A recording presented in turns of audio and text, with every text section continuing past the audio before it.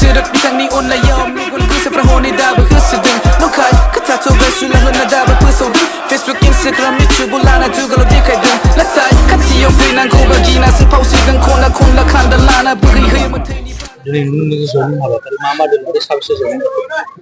Boto joininga दिनै गैयालाबो 200 जननि गोजौआव joining लाबावदों दा जाय हक जोंनि इउपिपिएल दलखौ मोजां मोननानै बिथांमोना लोगो लोगो बिदिनो joining लादों आरो बेबायदिनो बिथांमोननि बे ओनसोलनि मानसिफोराबो गोबां आंखौ बिजाथि महरै लुबैबाय थादोंमोन थिग हाइ लेभेला आंखौ बिजाथि महरै हरबाय बिनिखायनो गोबां बेबायदिनो मानसिफोरा joining लाबाय थादों आरो बयबो आसा होदों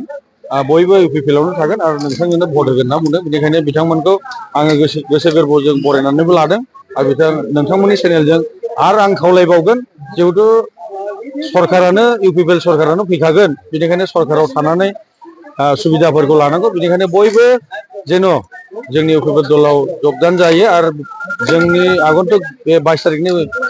भट होनायाव बेयाव ट्रेक्टर सबियावनो होनानै जोंखौ देरहासार आरो रासिननिफ्राय रासिन खालामो Dengan derasat saya bagian selai itu mama hashtag.